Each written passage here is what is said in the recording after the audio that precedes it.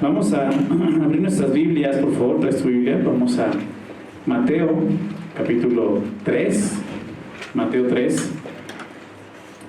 Hace ya unas semanas atrás comenzamos a estudiar el libro de Mateo. Ya vamos avanzando ahí.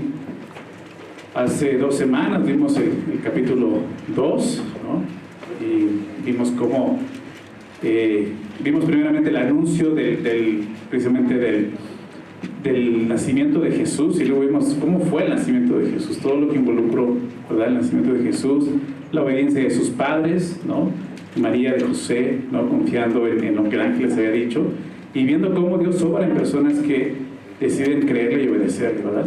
Y el día de hoy vamos a continuar viendo esto, pero a través de otro hombre llamado Juan el Bautista. ¿Han escuchado de Juan el Bautista? Bueno, vamos a ver qué es lo que nos enseña este pasaje acerca de él, ¿no? Y quiero iniciar leyendo los primeros versículos. Vamos a ver del 1 al 12, pero quiero que leamos el inicio y de ahí iniciamos el estudio, ¿les parece?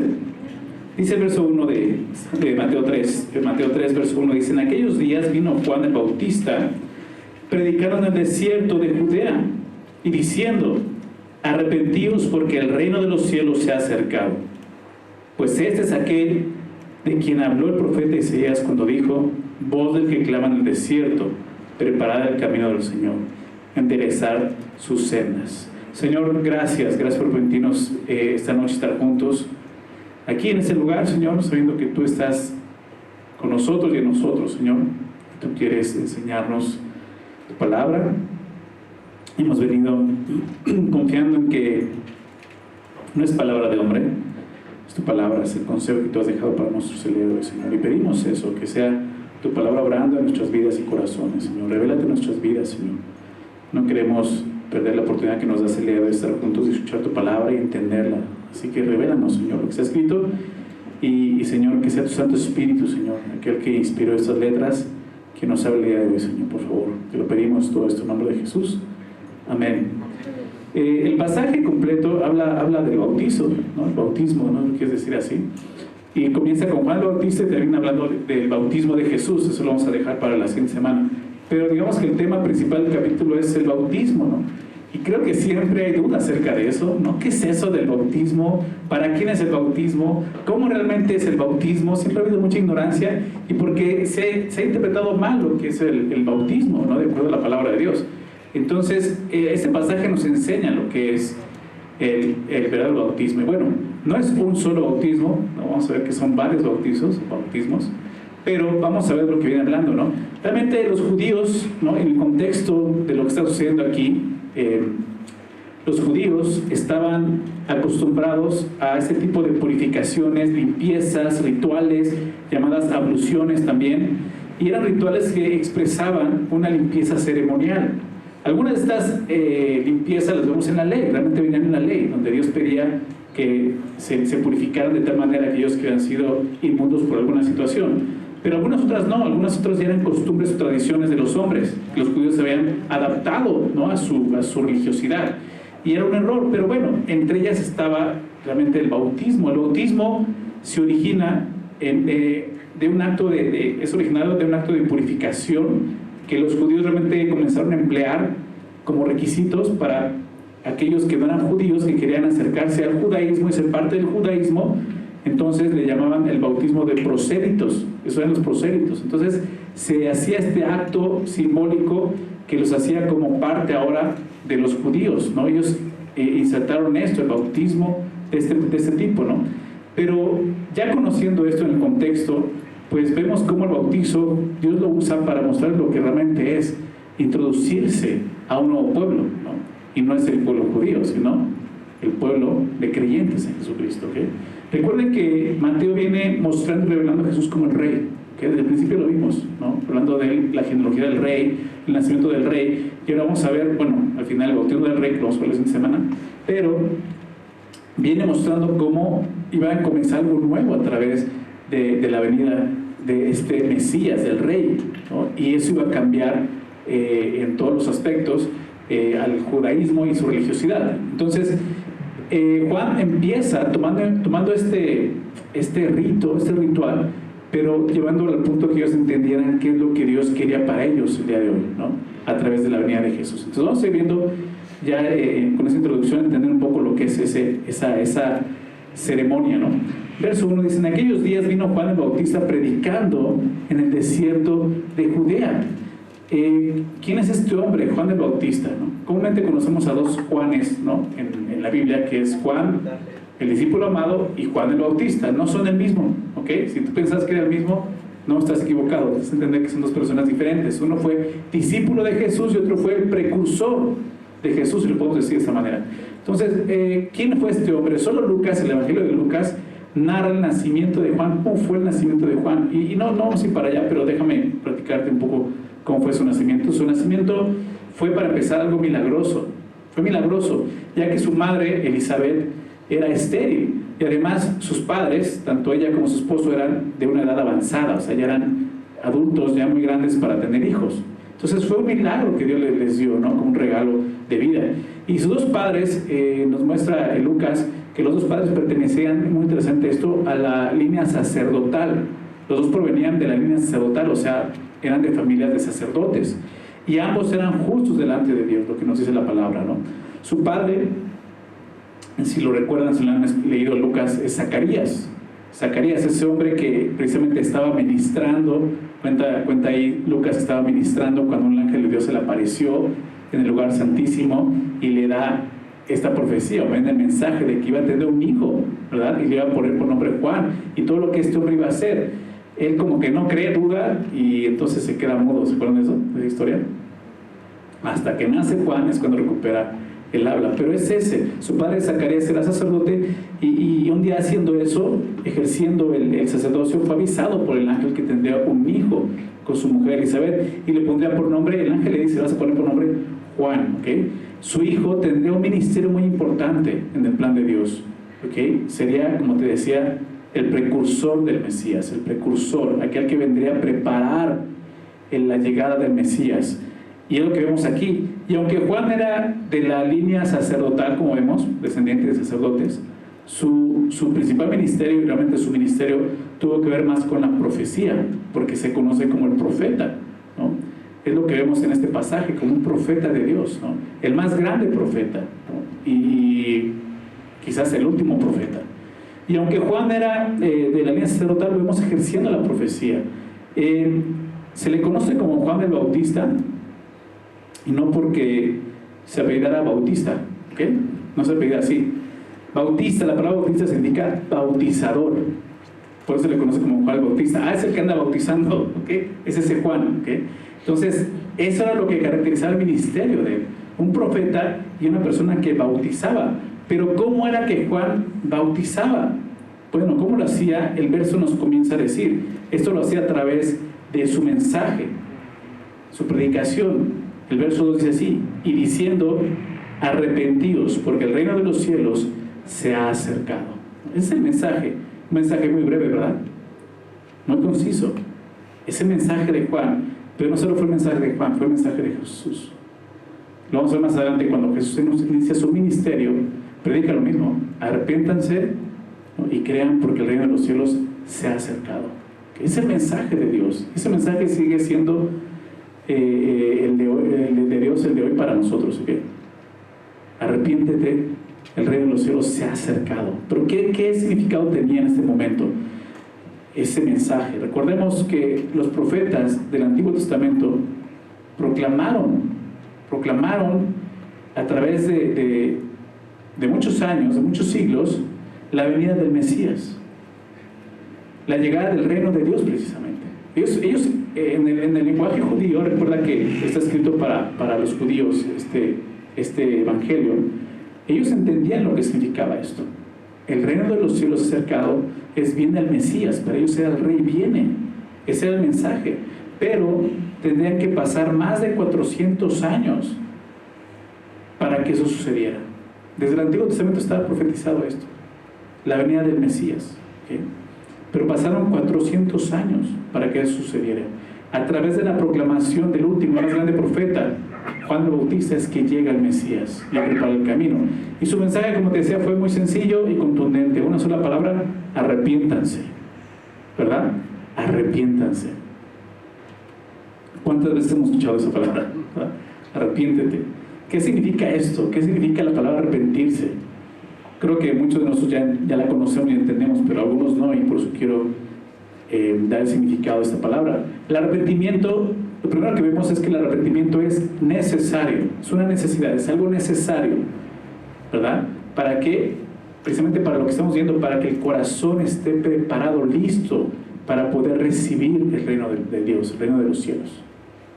La única manera en que una persona puede recibir a Cristo como Rey es a través del arrepentimiento. Sin arrepentimiento no hay lugar para el Rey en tu vida. Por eso Juan comienza hablando de esto: arrepiéntanse. Viene el Rey, un Rey que todos los judíos, habían rechazado siglos atrás, como lo estudiamos en Samuel. ¿Recuerdan cuando el pueblo le dice: danos un Rey como las otras naciones? Y Dios le dice: no están rechazando a ti, ¿verdad? Le dice Dios a Samuel: al que están rechazando es a mí, ¿verdad? Entonces era necesario este paso, porque ahora vendría nuevamente ese Rey con una nueva oportunidad para gobernarles, pero ellos tendrían que arrepentirse nuevamente de su pecado, primeramente de haberlo desechado, ¿okay? Entonces era importante esto, arrepentimiento. ¿Para qué? Para que ese Rey pudiera ser parte, ¿verdad?, en su vida y pudiera dirigirles. La palabra arrepentimiento en griego es metanoeo, ¿no? La misma palabra metanoia, su significado es pensar diferente, ¿no? O un cambio de mente, una forma de pensar diferente. Y esta palabra involucra un pesar, un dolor en el corazón, ¿no? Ahí empieza ese cambio de mente, con un dolor que anticipa y motiva ese cambio de pensamiento, dejar de pensar de una forma y comenzar a pensar de una forma diferente, ¿okay?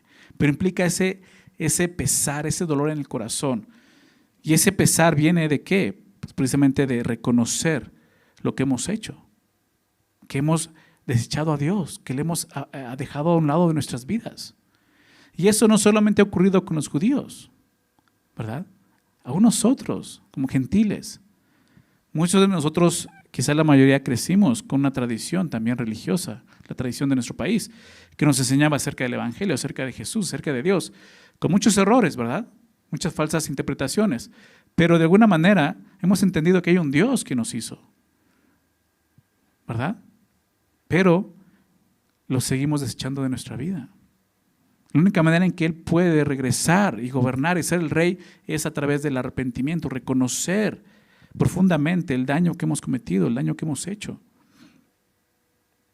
Por eso decía que involucraba este pesar. En esencia es el pesar o el dolor que experimentamos al reconsiderar nuestros actos delante de Dios. La ofensa y el daño que hemos causado a Dios y obviamente a los demás con nuestra forma de vivir, con nuestra forma de actuar, ¿no? Con nuestra mente, con nuestras obras, con nuestra forma de hablar. Por consecuencia, este cambio de pensamiento conduce a un cambio de conducta, obviamente. Es un cambio de mente que te lleva a un cambio de vida totalmente. Eso es el arrepentimiento. Entonces, el arrepentimiento no es un cambio es un cambio que inicia desde el interior de la persona. Ahí comienza el arrepentimiento.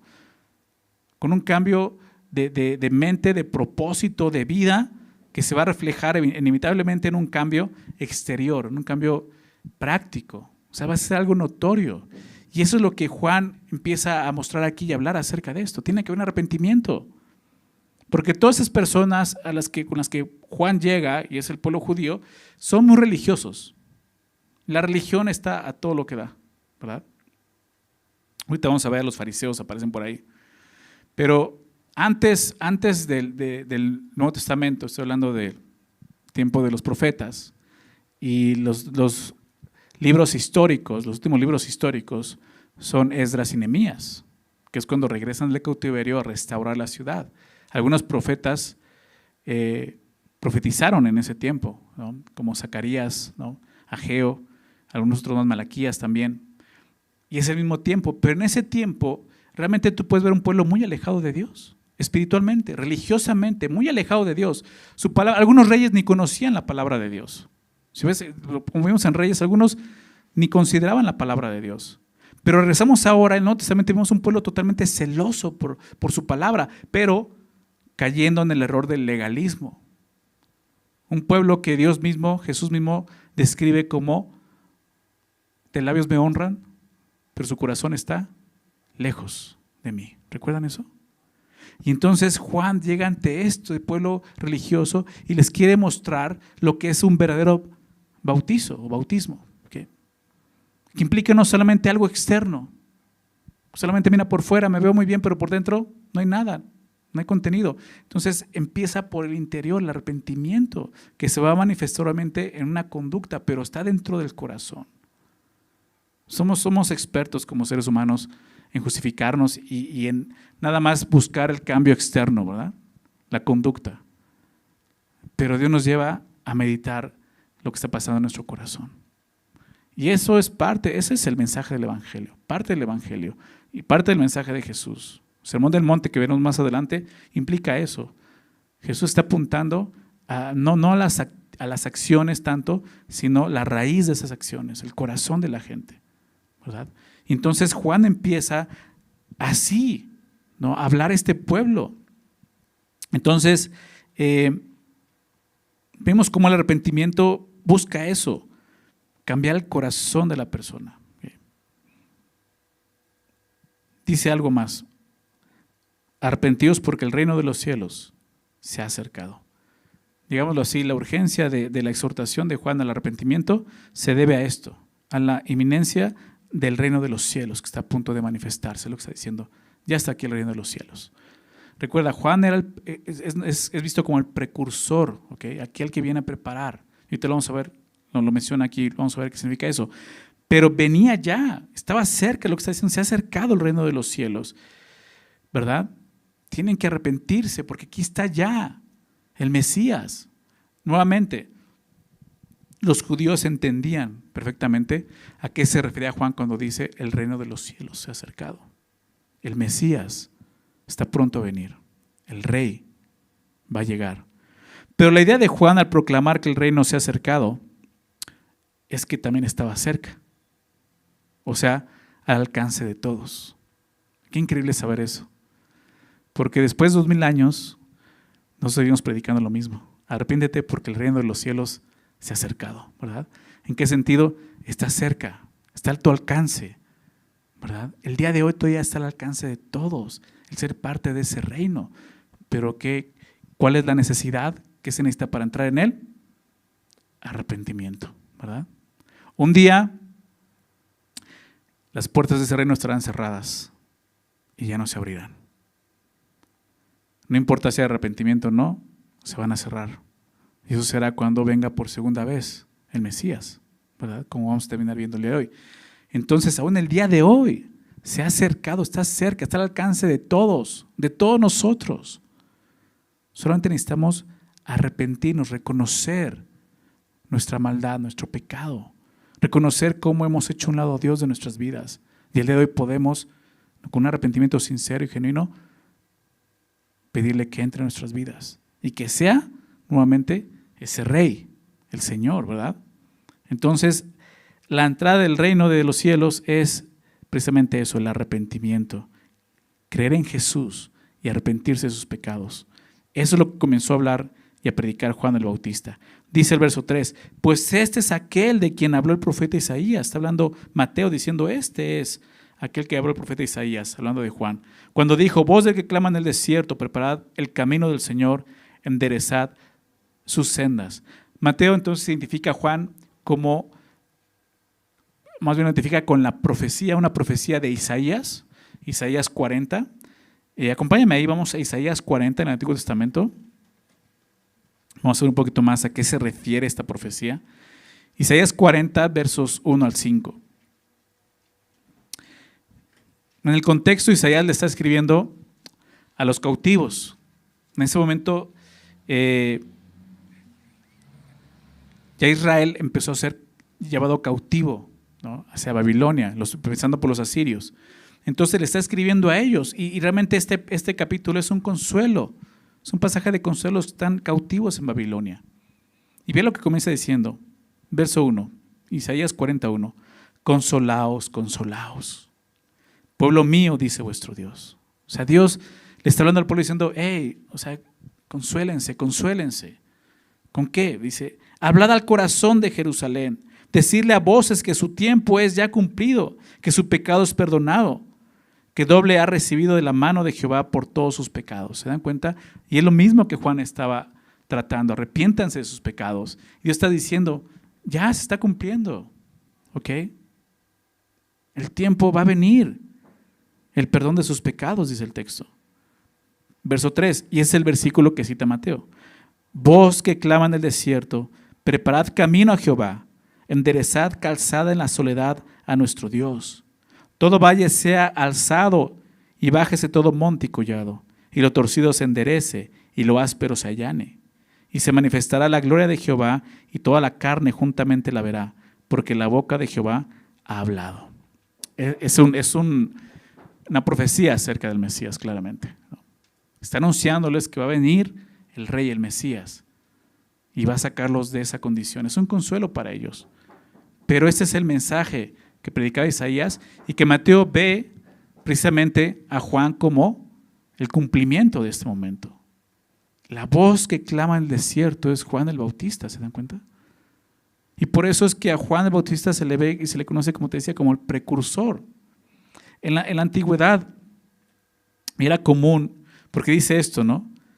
Es el que habló, vos el que va en el desierto, preparad camino al Señor, ¿no? Enderezad sus sendas. Era común en la antigüedad que cuando un rey visitaba una provincia, obviamente de su imperio, se enviaba antes que él a un grupo de personas como precursores para que, pues para preparar el camino por donde el rey iba a pasar, ¿no?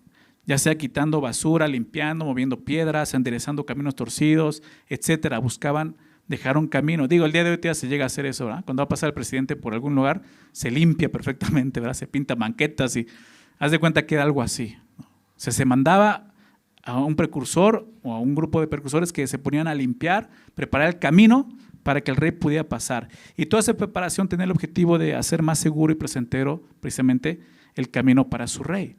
Y esto es lo que estaba haciendo Juan el Bautista. Era la tarea de Juan el Bautista, preparando el camino para que llegara el Rey, el Mesías, Jesús. La importante tarea de Juan era esa, preparar el camino espiritual, digámoslo así, como lo vimos en Isaías, el camino espiritual del pueblo para la llegada de su Rey, el Mesías, Jesucristo. ¿Y cómo haría esto? A través del bautismo. Fíjense lo que dice ahora verso 4. Y Juan estaba vestido de pelo de camello y tenía un cinto de cuero alrededor de sus lomos, y su comida era langosta y miel silvestre. Y salía a él Jerusalén y toda Judea y toda la provincia de alrededor del Jordán, y eran bautizados por él en el Jordán, confesando sus pecados. Lo primero que nos muestra es cómo vivía Juan, ¿no? Nos quiere mostrar qué tipo de persona era Juan el Bautista, ¿no? Juan, como te decía, aunque era descendiente de sacerdotes, linaje sacerdotal, él no fue un sacerdote, ¿no? Él no tenía ropas de sacerdote, él se vestía de una forma muy humilde, como vemos en el texto. Dice que vestía de pelo de camello y tenía un cinto de cuero alrededor.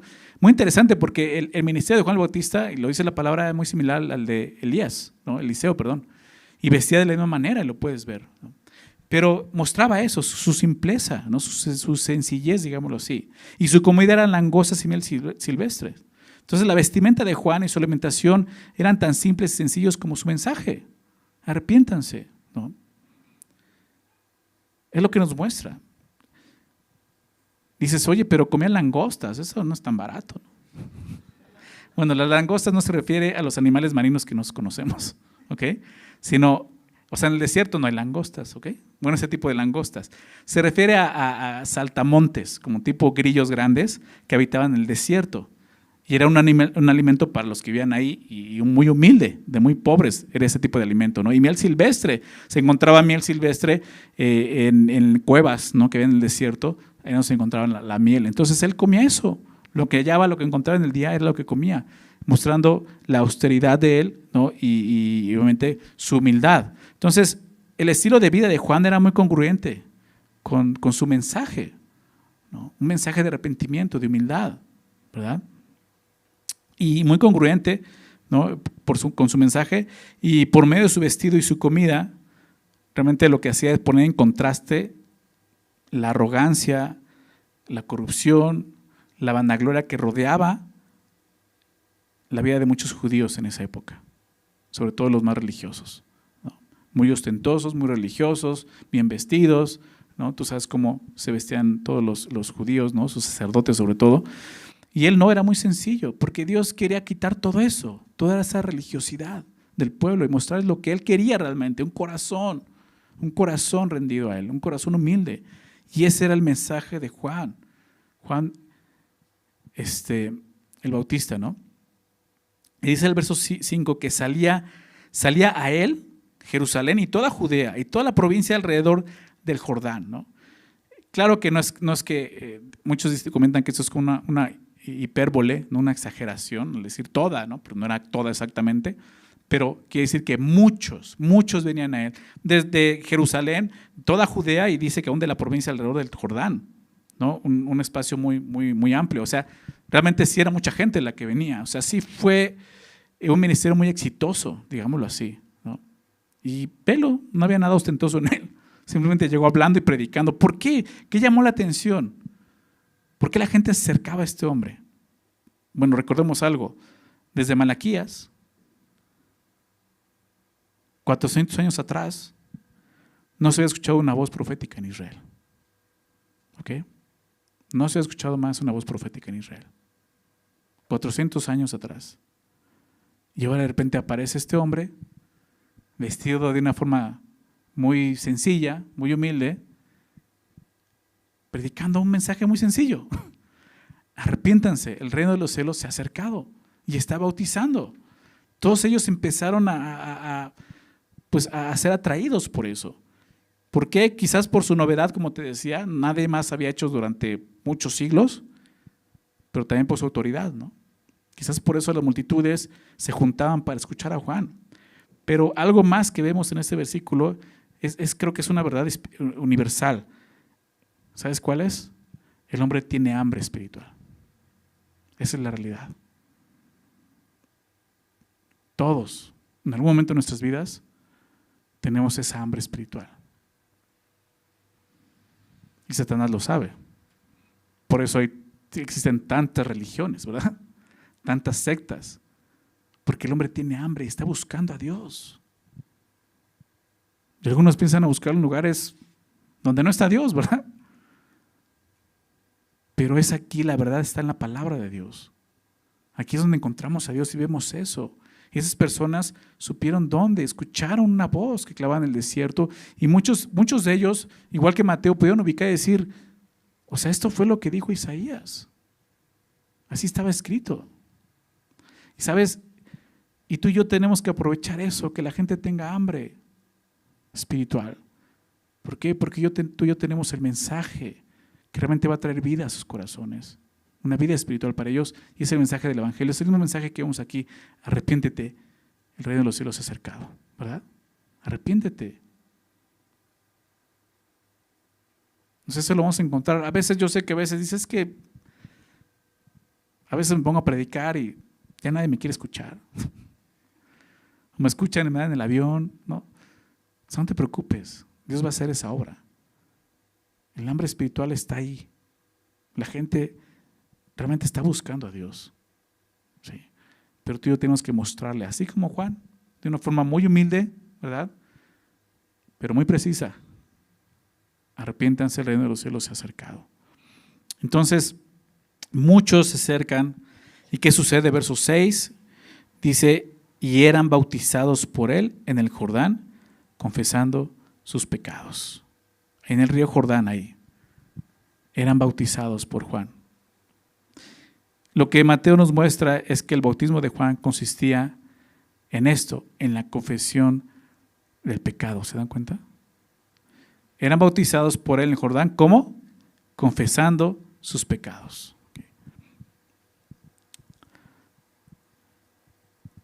Déjame explicar acerca de esto del bautismo, sobre todo la palabra bautizo en griego, que significa sumergir. Por eso hay mucha controversia que si el bautismo tiene que ser por sumergir, inmersión o aspersión, nada más, ya sabes, echarle agüita, ¿no? Dicen, no, ese no es, el bautismo tiene que ser así. Ok, pues sí, tiene que ser así, porque tiene un simbolismo, ¿ok? Que tú vayas a las aguas y te meten en el agua y te saquen, ¿no? Es un acto simbólico. No está pasando nada ahí más que te estás mojando, ¿ok? Realmente no va a pasar nada ahí. Es algo que ya está ocurriendo y es un símbolo ¿de qué? De lo que está diciendo aquí, confesando ¿qué cosa? Sus pecados, ¿ok? Más adelante nos dice que Juan dice en el verso 11, yo la verdad os bautizo en agua para arrepentimiento. ¿Okay? En Marcos lo deja un poquito más claro, Marcos capítulo 1, si quieren acompañarme ahí, Marcos 1, fíjate cómo dice, Marcos 1, el siguiente evangelio en tu Biblia, verso 4, hablando de este momento, dice que Juan, bautizaba a Juan en el desierto y predicaba el bautismo, fíjate, predicaba, anunciaba, proclamaba este bautismo. ¿Qué bautismo? De arrepentimiento. ¿Para qué? Para perdón de pecados. ¿Lo ves ahí? Para perdón de pecados lo dice ahí. Entonces, Marcos lo deja un poco más claro. ¿Cómo es este bautismo? ¿Cómo sucede este bautismo? Dice que es en arrepentimiento para perdón de pecados. Es muy importante ver lo que sucede. Para empezar, ¿quién lo está haciendo? ¿En qué lo está haciendo? ¿Y para qué lo está haciendo? ¿Ok? Es importante notarlo porque en la Biblia realmente encontramos en el Nuevo Testamento varios bautizos. ¿Ok? Y podemos entenderlos de esa manera. ¿Quién lo hace? ¿En qué lo hace? ¿Y para qué lo hace? ¿Ok? Entonces vemos que este bautizo lo hacía ¿quién? Juan, el bautista. ¿Lo hacía en qué? En arrepentimiento realmente, en arrepentimiento. ¿Para qué? Para perdón de pecados. ¿No? ¿Cómo se lleva a cabo? A través de la confesión de pecados. Vamos a ver qué es eso. Pero la palabra bautizo significa sumergir, como te decía, ¿no? Y otra traducción de esa palabra, ¿no? Que no se traduce en la Biblia así, pero se traduce del griego, es también abrumar, ¿ok? Otra vez he explicado esto, abrumar, y así lo entendí mucho mejor, abrumar, ¿no?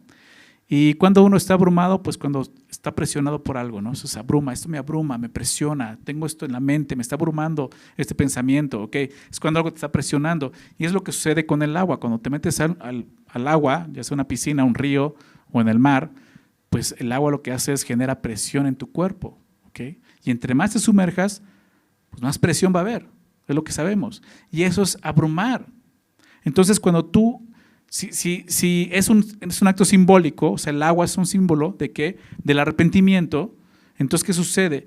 Que eres abrumado en arrepentimiento. O sea, lo que sucede es que el arrepentimiento te aplaza tanto, la culpa por tu pecado te está abrumando tanto que lo que haces es confesar tu pecado. Y entonces el propósito es para, ¿qué cosa? El perdón de pecados, ¿te dan cuenta? Y eso es lo que sucede aún con nosotros el día de hoy. Con ellos fue un poco diferente, ¿ok? Porque esto iba a suceder, iba a terminar ya a través de la cruz. Pero con nosotros es un acto que sucede cuando creemos en Jesús. Nos arrepentimos de nuestros pecados, confesamos nuestros pecados. En ese momento nos bautizamos, digámoslo así, por fe, creyendo en Jesús y somos justos, porque somos perdonados. Entonces, no practicamos el bautismo en agua, sí lo hacemos, ¿verdad? Sí lo hacemos, pero eso es un acto simbólico solamente, un acto externo de lo que ya sucedió internamente en nosotros. Cuando hacemos bautizos y una persona quiere bautizarse y va a las aguas, así le conocemos, lo que hacemos es simplemente recordarle lo que ha hecho, lo que ha pasado en su corazón, si ha creído en Jesús o no, y recordarle eso y confesarlo y se bautiza. Pero es un acto público, que la gente pueda reconocer y pueda ver que realmente esa persona ha puesto su fe ahora en Jesús y vive para Jesús, se ha consagrado para el Señor, ¿ok? Pero no sucede nada, simplemente es algo que ya sucedió anteriormente en su corazón, pero que nada más Él y Dios pueden saber que sucedió, ¿me explico? Nadie más puede saber eso, pero tú lo haces para testificar tu fe, ¿ok? Hay el problema de que muchos lo hacen, pero no ha ocurrido nada en sus corazones, ¿ok? ¿Estás de acuerdo? Muchos pueden hacer eso. Y yo conocí muchas personas que lo han hecho y realmente no han nacido de nuevo, no han creído en Jesús. Entonces, pues ya se bautizó, Pues sí, pero hizo el acto simbólico, pero no pasó nada en su corazón, o sea, no había nada en su corazón, ¿se dan cuenta? O sea, no tomemos el bautismo, el acto simbólico de las aguas como ya con eso ya es creyente, no. Esa persona ya es creyente desde antes cuando lo hizo. Claro, en ese momento una persona puede decir yo quiero recibir a Cristo y quiero bautizarme en ese momento, claro que sí. Pero eso es algo que ya sucede en el corazón. Por eso es que sucede a veces esto, de que una persona puede ir a las aguas, puede bautizarse en una iglesia y luego se quiere bautizar en otra y luego en otra y se la pasa bautizándose por todos lados, pero no ha creído en Jesús. Eso cualquiera lo puede hacer. ¿Me explico? Y eso es lo que vamos a ver también más adelante, precisamente con los fariseos. Entonces, es realmente esto. El bautismo importante es algo que en el momento nadie más puede ver más que tú y Dios. Pero va a haber un fruto, del cual va a hablar también Juan. Entonces, es ese bautizo que busca ¿qué cosa? Confesión de pecado. Por eso dice arrepiéntanse. Y se bautizaban confesando sus pecados, ¿no? Juan entonces bautizaba a quienes se identificaban con su mensaje, aquellos que llegaban manifestando arrepentimiento realmente. Como vemos aquí, la primera evidencia de un arrepentimiento genuino es la confesión. La confesión, que no es otra cosa más que el reconocimiento del pecado. La confesión del pecado no es ir con Dios y decirle, Señor, pues ¿qué crees? Hice esto, hice el otro, hice... Como si Dios no supiera. Dios ya lo sabe. ¿Verdad? Entonces, ¿qué estás haciendo? Pues lo que estás haciendo es que estás, ponte de acuerdo. Sí, Señor, lo hice. O sea, sí, pequé de esta manera.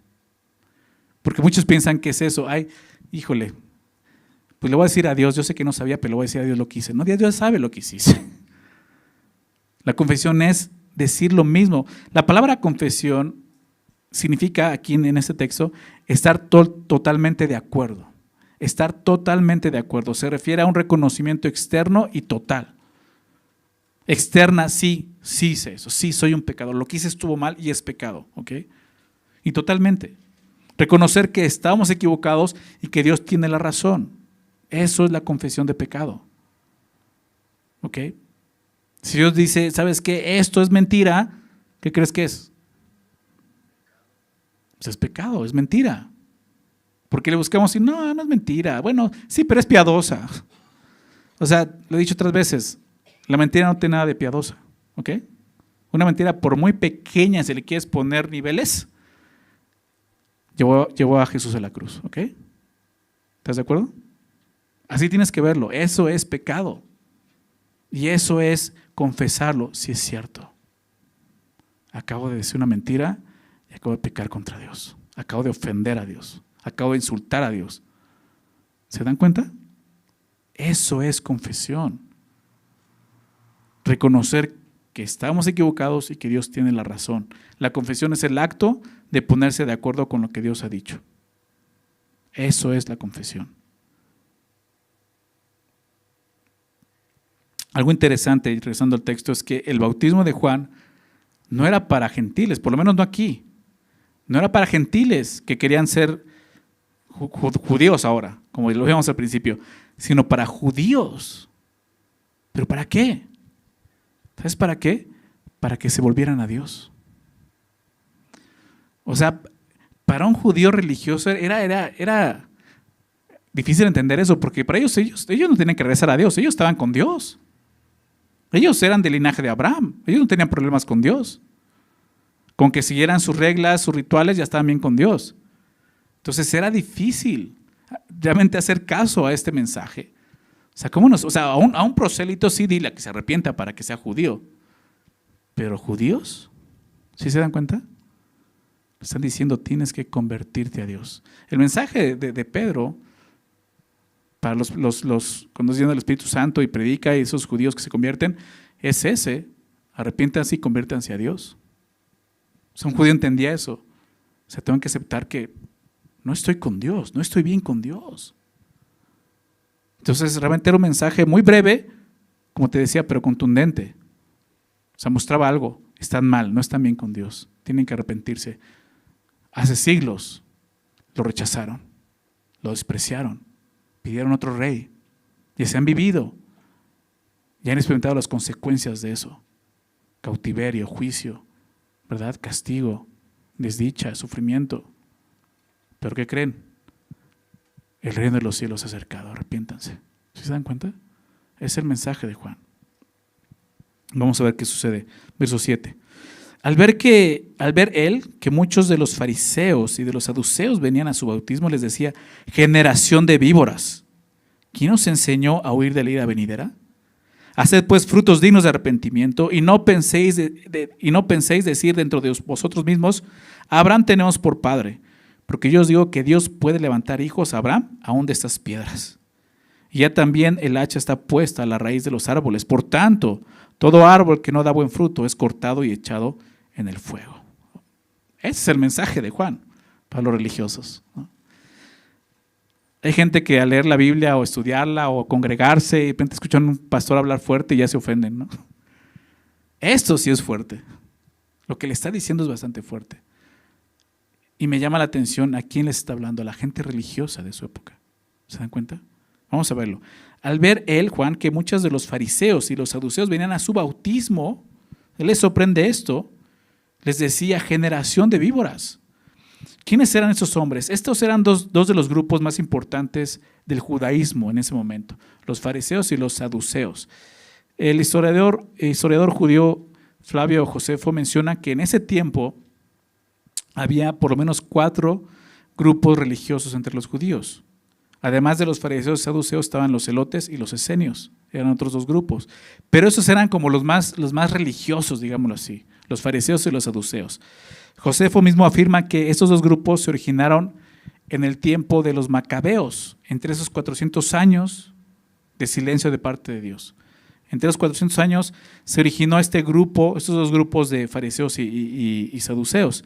Esto a mediados del siglo II antes de Cristo, antes de que Jesús viniera. Es por eso que no vemos ningún registro de ellos en el Antiguo Testamento. No se encuentra nada de un grupo religioso de esta manera. ¿Okay? Te decía, en el Antiguo Testamento encuentras a un pueblo de Israel totalmente lejos de Dios, sufriendo las consecuencias de su alejamiento de Dios. ¿Okay? Pero ahora los vemos muy religiosos. Y es cuando viene Jesús precisamente. Los fariseos eran un grupo, o el grupo más, digámoslo así, nacionalista y a la vez legalista, ¿no? Ellos querían seguir la ley al pie de la letra, pero no solo eso, sino ellos mismos tenían su interpretación de la ley, donde adaptaban más normas, ¿no? y más tradiciones de los hombres, ¿no? Que no era la ley de Dios. Y al hacerlo, pues corrompían la misma ley. Esos eran los fariseos, ¿no? Mientras que los saduceos eran un grupo contrario a los fariseos, eran más moderados en cuanto a su interpretación de la ley, pero también en su relación precisamente con el gobierno romano. Tenían mucha relación con el gobierno romano. Como se nota en los evangelios, estos 2 grupos eran enemigos entre sí, ¿no? Eran muy celosos entre ellos y enemigos. Pero lo que me llama la atención es cómo esos 2 grupos, siendo enemigos, no dudaron en unirse para resistir a Jesús hasta llevarlo a la cruz. Ellos son los que realmente al final se unen para juntos acusar a Jesús y crucificarlo. Son esos 2 grupos de personas. Y entonces a Juan le sorprende, ¿no?, que lleguen fariseos y saduceos a querer bautizarse. Y entonces él les dice esto: generación de víboras. Qué fuerte es esto, ¿no? Generación de víboras. ¿Qué significa? Prácticamente le está diciendo nacidos de víboras o hijos de víboras. Generación habla de eso, pertenecen a las víboras, probablemente señalando el carácter venenoso y engañoso de esos hombres. Generación de víboras. Y les pregunta esto: ¿quién les enseñó a huir de la ira venidera? Estos judíos que confían en las Escrituras del Antiguo Testamento entendieron muy bien que si el reino de los cielos estaba cerca, también estaba cerca la ira de Dios, porque eso proclamaba el mensaje del Evangelio. El Mesías vendrá a reinar, pero también a juzgar. Y ellos lo entendieron. Por eso Juan dijo: ¿quién les enseñó esto, a huir de la ira venidera? La presencia del Mesías tenía tanto la promesa de bendición como la de juicio, conforme a lo que está escrito en el Antiguo Testamento. La pregunta de Juan tiene un tono quizás irónico. Estos hombres estaban actuando como si pudieran, mediante un simple ritual ceremonial, como bautizo, engañar a Dios. Lo que les dice, ¿creen que van a engañar a Dios?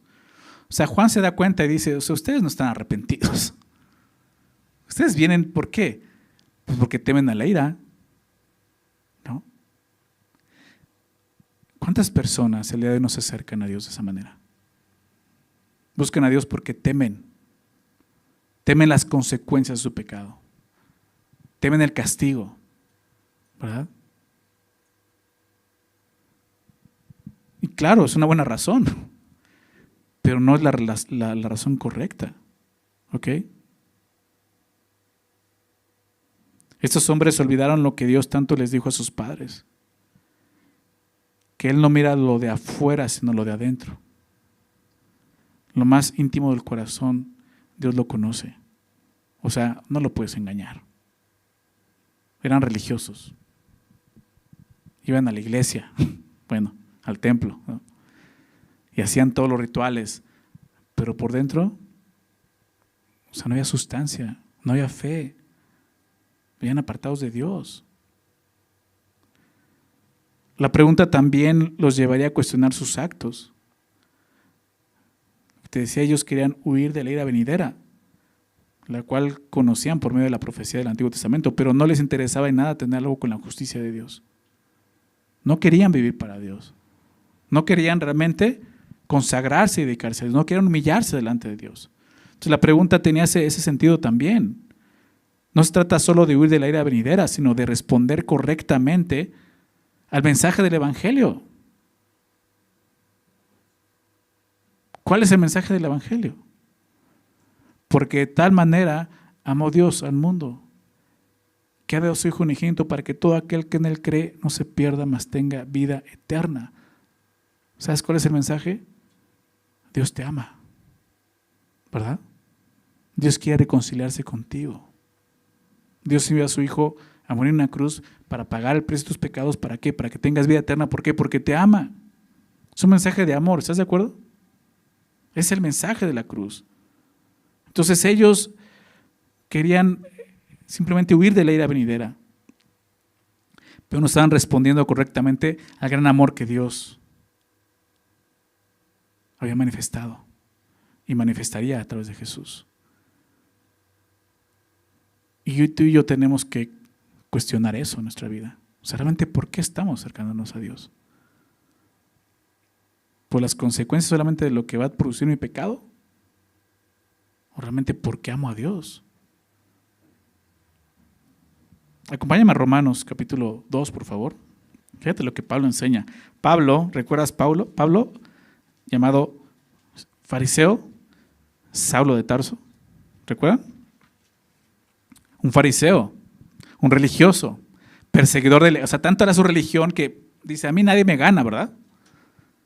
En cuanto a la ley irreprensible, yo aventajaba a todos, perseguía a la iglesia. Ese era Saulo de Tarso, un fariseo de fariseos. Pero ve lo que escribe ahora ya, arrepentido, entendiendo el Evangelio. Fíjate lo que le escribe a los Romanos 2, verso 1. Por lo cual eres inexcusable, oh hombre, quien quiera que seas tú que juzgas, pues en lo que juzgas a otro te condenas a ti mismo, porque tú que juzgas haces lo mismo. ¿Sabes a quién está escribiendo aquí? Al religioso. En Romanos, en capítulo 2, está hablando al hombre religioso. Tú que juzgas, te la pasas juzgando a todo, pero haces lo mismo. Al hacerlo, te estás juzgando a ti mismo y ni cuenta te das. O sea, ese religioso que se la pasa viendo el pecado de los demás, las fallas de los demás, pero sus fallas no las puede ver. Dice, mas sabemos que el juicio de Dios contra los que practican tales cosas es según verdad. Estos judíos están huyendo de la ira de Dios, del juicio de Dios. Pero es verdad. O sea, Dios no lo va a impresionar porque pues yo ya me bauticé 3 veces, ¿no? En la católica, en la cristiana y musulmán, no sé si hay bautismo ahí. O sea, eso no va a impresionar a Dios. Verso 3, y piensas esto, oh hombre, tú que juzgas a los que tal hacen y haces lo mismo, que tú escaparás del juicio de Dios. Eso es lo que Juan el Bautista le está diciendo. ¿Quién les enseñó eso? O sea, ¿qué creen? ¿Que van a poder engañar a Dios? Y diciendo, yo ya me bauticé. sin que no haya pasado algo en tu corazón. Verso 4, y aquí está el punto. Otra pregunta, ¿o menospreciáis las riquezas de su benignidad, paciencia y longanimidad, ignorando que su benignidad te guía a dónde? Al arrepentimiento. ¿Qué es lo que debe de guiarnos al arrepentimiento? ¿La ira de Dios? ¿El juicio de Dios? ¿Qué dice aquí? La bondad de Dios, su amor, su paciencia. Eso es lo que debe realmente guiarnos. Eso fue lo que a mí me guió al arrepentimiento. En alguna etapa de mi vida, antes de conocer a Jesús, claro que tenía miedo al infierno, tenía miedo a la muerte. En otra etapa no le tenía miedo, yo quería irme ahí, pensando que iba a estar la fiesta, ¿no? Cuando entendí el amor de Dios dije, ¿qué tontería estoy pensando? O sea, yo solamente no quiero estar ahí, yo quiero estar con Él. ¿Se dan cuenta que son dos cosas? Que a la vez es una. Pero muchos dicen, yo no quiero estar ahí, pero tampoco quiero estar con Dios. Entonces, vamos a crear el limbo, ¿no? Ese es el punto. Lo que guía al hombre al arrepentimiento es el amor de Dios, su bondad, su paciencia. Y Dios ha tenido mucha paciencia con este pueblo.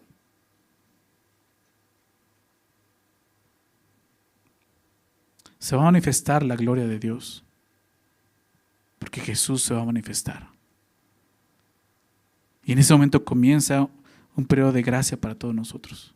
Y la bondad de Dios exhibida para todo el mundo.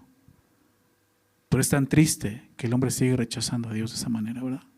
¿Sabes por qué? Porque Juan capítulo 3 nos da la razón. ¿Por qué? Porque ama más su pecado que a Dios. Esa es la condenación. La luz vino al mundo y los hombres amaron más las tinieblas que la luz porque sus obras eran malas. Esa es la realidad.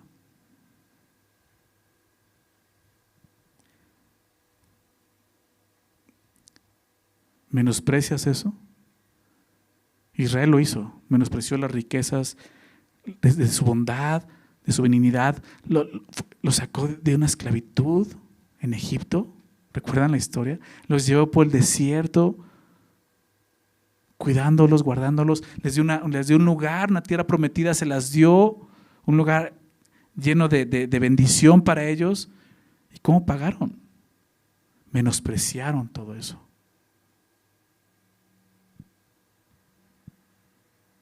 Esta es una historia larga, ¿verdad?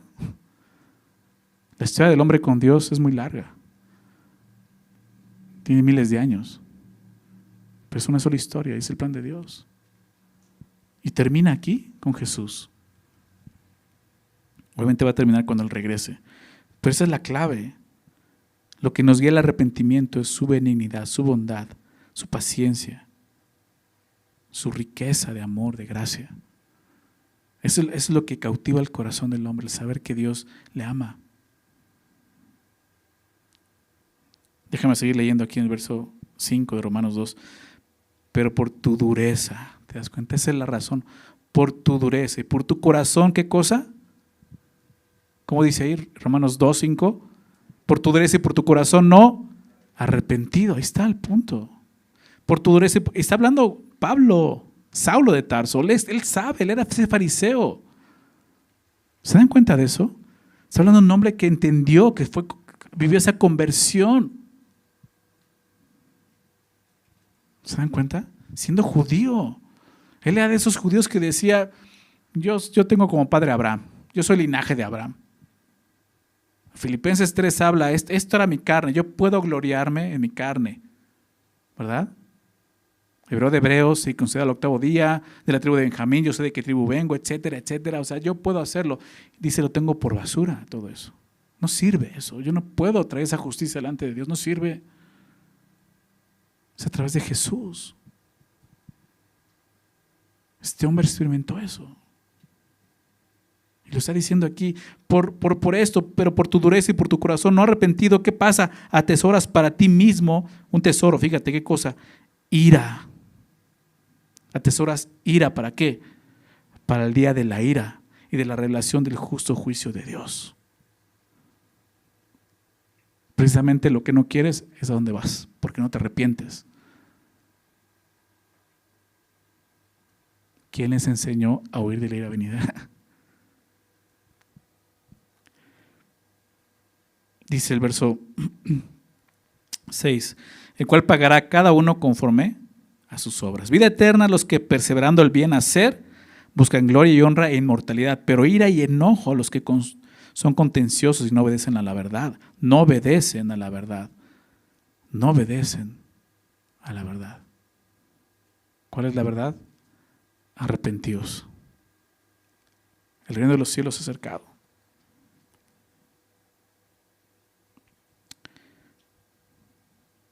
Dice, no obedecen a la verdad, sino que obedecen a la injusticia. Verso 9, tribulación y angustia, sobre todo ser humano que hace lo malo. El judío primeramente y también el griego, va para todos. Tú dices, bueno, soy griego, soy gentil. O sea, no, dice para todos, judío, griego, ¿no? Pero gloria y honra y paz a todo el que hace lo bueno. También al judío primeramente y también a quién. Dices, gracias, Señor. Griego habla, no digo, tú y yo no somos griegos, lo sabemos, pero es una referencia a los gentiles, ¿ok? Los que no son de nacionalidad judía. Entonces dices, gracias, Señor, porque también lo mismo, es para todos, es por igual. El arrepentimiento, no necesitas pasar al judaísmo para entonces arrepentirte y ser cristiano y ser salvo. No, nada más arrepiéntete y cree en Jesús. Pero gloria y honra, paz a todo el que hace lo bueno, al judío primeramente y también al griego, porque no hay acepción de personas para con Dios, ¿verdad? No hay acepción de personas. El mensaje de Juan sí es para un grupo de personas en particular, judíos, ¿verdad? Porque fue enviado a ellos. Es el pueblo al que fue enviado a ¿qué? Preparar camino, ¿recuerdas? Más adelante vemos cómo el mensaje de Jesús es ese. Yo vine a las ovejas perdidas de Israel, ¿verdad? Primeramente, ¿ok? Lo veremos más adelante. Pero regresando al texto, entonces, es el mensaje. Dice, ¿por qué quieren huir de la ira venidera? ¿Quién les dijo que así pueden huir? ¿O por qué nada más quieren eso? Están equivocados, no se trata de eso. ¿Qué les dice ahora? Verso 8, Mateo 3:8. Haced pues frutos dignos de arrepentimiento. Es lo que le está pidiendo. Hagan pues frutos dignos de arrepentimiento. El mensaje de Juan no se trataba de un arrepentimiento aparente, sino de uno total. El arrepentimiento que produce un cambio en la vida de la persona. Y es el arrepentimiento que tiene que manifestarse en todos nosotros, si en verdad hemos creído en Jesús. No se trataba de otro asunto ceremonial o religioso, sino precisamente ese, del regreso a Dios, confesando y apartándose del pecado. El arrepentimiento verdadero produce esto, una vida diferente, en la cual hay evidencias externas del cambio, de ese cambio interno. Juan las menciona como frutos dignos de arrepentimiento. Tiene que verse. Eso es lo que tiene que verse. Por sus frutos los conoceréis, ¿verdad? Esa es la palabra también. Una persona puede decir que ha aceptado a Cristo, puede decir que se ha bautizado, aún puede decir que se ha arrepentido, pero si no existe un cambio notorio en su estilo de vida, seguramente está engañada, no se ha arrepentido. Así estaban esos judíos. Hipócritas los va a llamar Jesús. Pensando que con un simple ritual más iban a estar bien con Dios. Y no entendían precisamente el significado de ese ritual, arrepentimiento. Aquellos que manifiestan dolor por su pecado, pero realmente no se apartan de él, su arrepentimiento no es genuino, es falso. ¿Por qué? Porque aún puedes sentir el dolor por las consecuencias, que era lo que eran huir ellos, ¿verdad? Pero no están buscando a Dios. ¿Okay?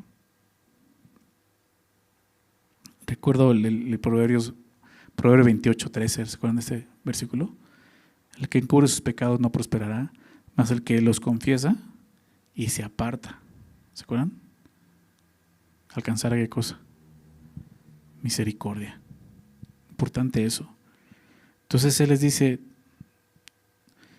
hagan frutos dignos de arrepentimiento. Y verso 9 dice, no penséis decir dentro de ustedes mismos, Abraham tenemos por padre. Porque yo os digo que Dios puede levantar hijos a Abraham aún de estas piedras. Estos hombres confiaban en eso, su linaje físico. Pero Juan les advierte que esa descendencia no lo libraría de las consecuencias de su maldad. Le dije, no me salgan con eso otra vez de que pues nos tenemos a Abraham como padre, o sea que no somos justos. Entonces, ¿qué estás haciendo? Viniendo aquí. ¿Qué estás confiando? El día de hoy me encuentro mucho eso en la iglesia. Muchos hijos de cristianos que piensan que han heredado la religión cristiana y que ahora son cristianos. Pero no es así. ¿Ok? No importa cuán piadoso, cuán verdadero y genuino creyente haya sido tu padre o tu madre, si tú no has pasado por arrepentimiento, no eres cristiano. Es importante recalcar eso.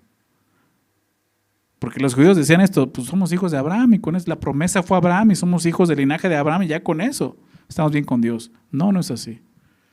Por eso les dice, pues si Dios quiere hasta de las piedras levanta hijos de Abraham, o sea, ¿verdad?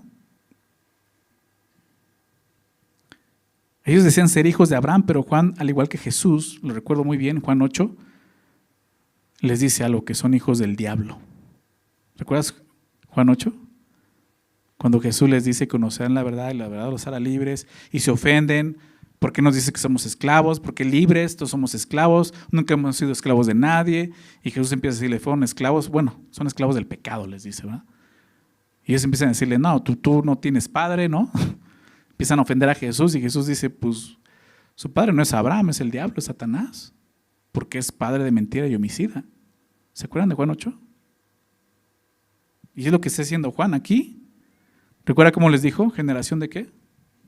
De víboras. ¿Y quién fue la serpiente antigua? Satanás. Está diciendo lo mismo. O sea, no vengan con que son hijos de Abraham. O sea, no se engañen.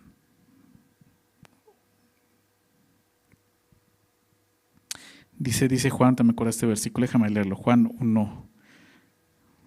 Voy a leer desde el verso 11. Juan 1:11.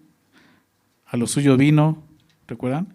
Y los suyos no le recibieron. Y eso es lo que pasó con Israel. Los suyos no le recibieron, verso 12. Mas a todos los que le recibieron, dice el texto, los que creen en su nombre, les dio potestad de ser hechos hijos ¿de quién? De Dios. No importa que hayas sido un hijo de Abraham. Lo que importa es que si eres un hijo de Dios. Eso es lo más importante. Espiritualmente, ¿quién es tu padre? Solo hay de dos, ¿verdad? O Dios o Satanás. Ve lo que dice el verso 13, Juan 1:13. Los cuales, los hijos de Dios, no son engendrados de sangre. O sea, no es por herencia de que mi padre era cristiano, pastor, ¿no? Y fundó tal iglesia y todo. No importa. O sea, eso no es por sangre. Dice, los cuales no son engendrados de sangre ni de voluntad de carne. No, es que mis padres oraban por mí todo el tiempo y de que yo fuera creyente, ahora soy creyente. No, ni es por voluntad ni porque ellos quisieron hacerlo. O sea, no va a suceder así. ¿Ok? Ni por voluntad de carne, ni de voluntad de varón, sino ¿de quién? De Dios. Pues engendrado por quién? Por Dios. Dios sucede a través del Espíritu Santo. Entonces,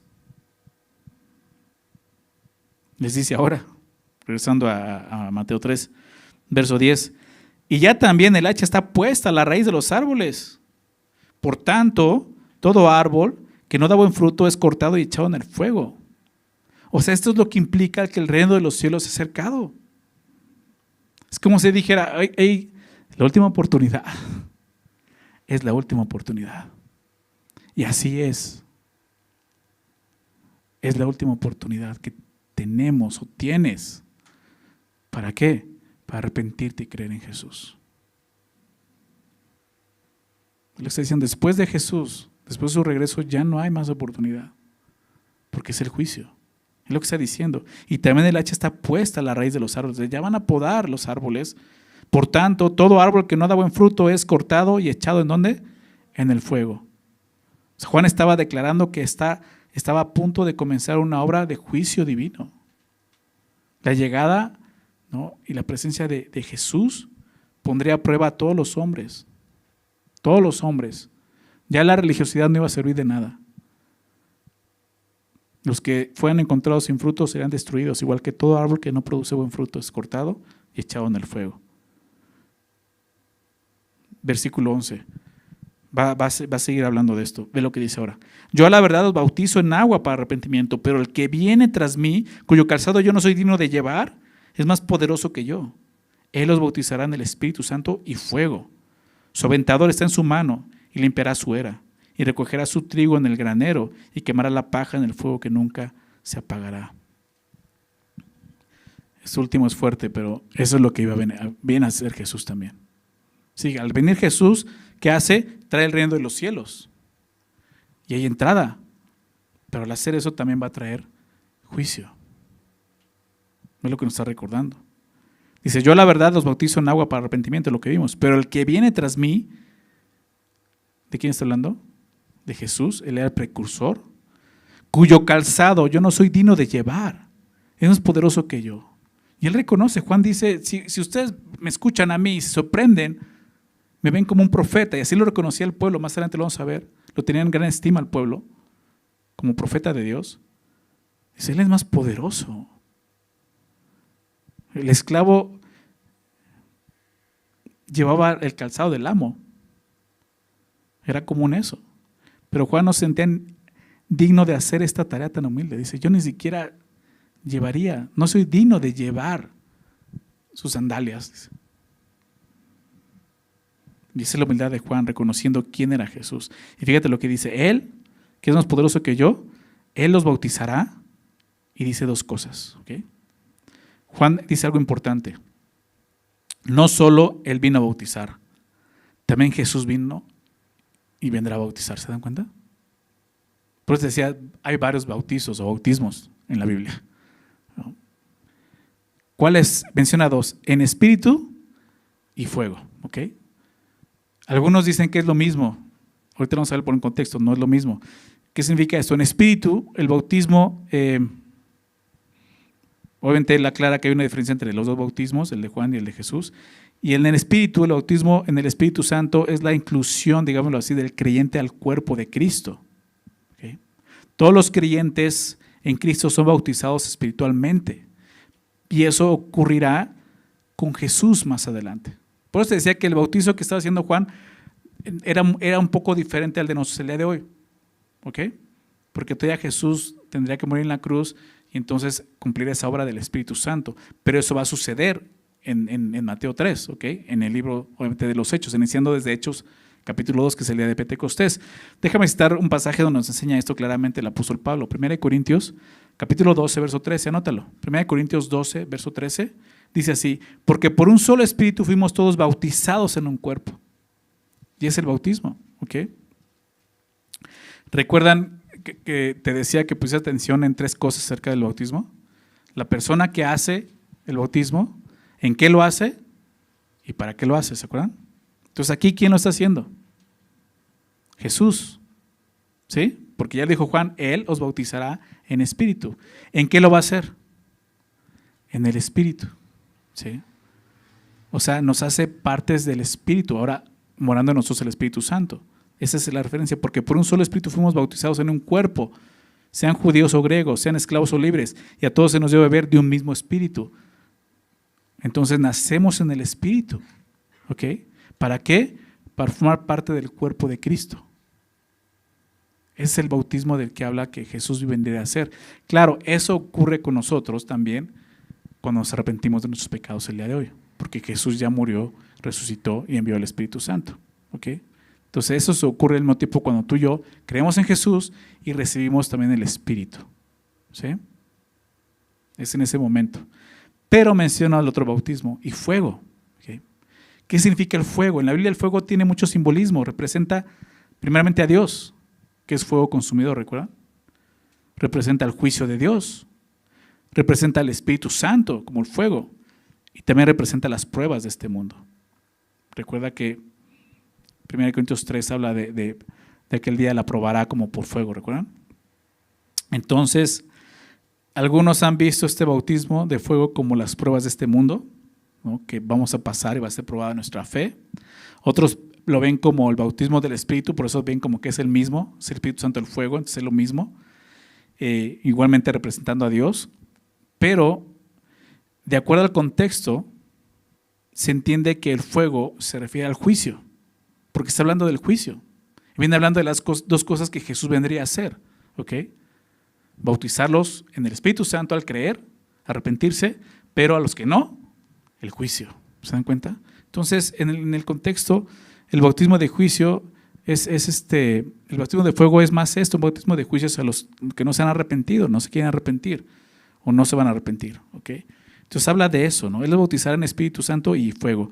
Y el verso 12 te lo aclara más. Su aventador está en su mano y limpiará su era y recogerá su trigo en el granero y quemará la paja en fuego que nunca se apagará, ¿no? Es una referencia a lo que hacían al separar el grano del trigo con la paja, ¿no? El aventador se refiere a un utensilio, era como una pala que usaban para aventar el trigo al aire, y de esa manera la paja, el viento se llevaba la paja cuando venía un aire fuerte y el grano, como era más pesado, caía ahí. Entonces se limpiaba, lo que quedaba era el grano y se iba la paja. Era la forma de limpiar. Y hablaba de separar aquello que no se quería con lo que se quería. En este caso está hablando de Jesús, que vendría a hacer eso. Dice, limpiará su era, recogerá su trigo en el granero y quemará la paja, hablando del juicio, en el fuego que nunca se apagará. Entonces el trigo representa a los obedientes, digámoslo así, y la paja a los desobedientes, ¿no? Que serán apartados de los fieles en el juicio. ¿Okay? Eso va a pasar. Al final, Jesús, cuando en Mateo le preguntan acerca de los tiempos finales, habla acerca de eso. En aquel día van a separar, Dios va a separar de izquierda, en una izquierda a unos y en una derecha a otros, ¿no? Y hace referencia a eso. El día de hoy no podemos saber nosotros quién realmente es creyente o no es creyente. Pero en ese momento Dios va a manifestar quiénes son los que han creído realmente, ¿no? Y lo que Juan se refiere aquí es simplemente eso, que Él vendría a separar a los verdaderos creyentes de los incrédulos, ¿no? Y Juan afirma y confirma en este texto también algo importante, la deidad de Jesús. Jesús es Dios. ¿Por qué? Porque Él está hablando de Jesús como el juez, porque es lo que va a ser el juez. Y solo Dios puede juzgar y condenar. Y Jesús lo va a hacer. ¿Por qué? Porque Él es el rey. ¿Estás de acuerdo? Lo que hemos estado viendo, Él es el rey de reyes y va a venir a eso. Entonces Juan empieza, ese precursor está preparando el camino para que Jesús venga, obviamente, y lo vemos de esta manera. Él lo que quiere es que la gente despierte y entienda lo que significa y que ya vino Jesús. Y no solo viene trayendo el reino de los cielos, que está cerca de todo mundo, sino también viene a traer un juicio. Y eso es lo que no deben olvidar, ¿ok? Nosotros también no estamos exentos de eso. Los que hemos creído sabemos a dónde vamos, sabemos que el día de hoy ya somos parte de ese reino, somos parte del reino de los cielos, hemos creído en Jesús. Pero si no has creído en Jesús, va a haber un juicio, es real, va a suceder. Así como Él vino, regresará a juzgar al mundo, lo dice su palabra. Entonces el mensaje sigue siendo el mismo día, el mismo el día de hoy, que es arrepiéntete, cree en Jesús, cree en Él. Jesús es Dios mismo, ¿verdad? Y se hizo hombre. Hace 2000 años tomó un cuerpo humano, ¿verdad? Pasando por esta vida sin pecado y muriendo en una cruz por nosotros, llevando nuestro pecado, nuestra maldad, para esto, para que tú y yo, si creemos en Él, no pasemos por eso, no suframos eso, no suframos el juicio que realmente merecemos. El juicio no es que Dios va a castigar a alguien, el juicio es que Dios le va a dar a alguien lo que quiere.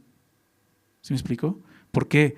Porque está atesorando ira para el día de la ira. ¿Recuerdan Romanos? Es lo que quieres, es lo que vas a tener.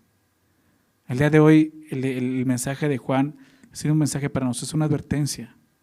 Sí, es un llamado, ¿verdad? Pero también es una advertencia. Cree en Jesús, arrepiéntete. Y aún hay oportunidad de tener vida eterna y de formar parte del reino de los cielos. Así inicia el mensaje de Juan, y así inicia, lo vamos a ver, precisamente el ministerio de Jesús, con el arrepentimiento, llamando al hombre al arrepentirse. Es el mensaje del día de hoy para todos nosotros. Y los que hemos creído, es un mensaje que tú y yo necesitamos también proclamar como Juan lo hizo. Así como lo hizo, con mucha congruencia, con mucha humildad y con toda la verdad. Es el mensaje. Necesitas arrepentirte, confesar tu pecado, arrepentirte, creer en Él como justificación y entonces podrás ser parte del reino de los cielos. Okay. Vamos a terminar dando gracias a Dios y haciendo una oración, ¿les parece? Señor, muchísimas gracias por tu palabra. El día de hoy nos recuerda lo importante que es, Señor, el considerar el que tú hayas venido a esta tierra hace 2000 años, Señor, trayendo una invitación para todo el mundo, Señor. Pertenecer y ser parte de tu reino, Señor. Pero hay un requisito, Señor, para formar parte de ese reino y es el arrepentimiento, Señor. Es necesario, Señor, que cada uno de nosotros, Señor, reconozcamos nuestra condición delante de ti, Señor. Nuestra maldad, nuestro pecado, y que lo traigamos delante de ti en confesión, Señor. Como veíamos, no estamos simplemente diciéndote lo que hemos hecho, ya lo sabes. Estamos confesando, Señor, que tú tienes la razón y nosotros no, Señor. Como hijos tuyos, ayúdanos, Señor, a seguir ese camino de arrepentimiento y no solo al predicarlo, como veíamos ahorita, tenemos que seguir predicando eso, sino a vivir de esta manera, Señor.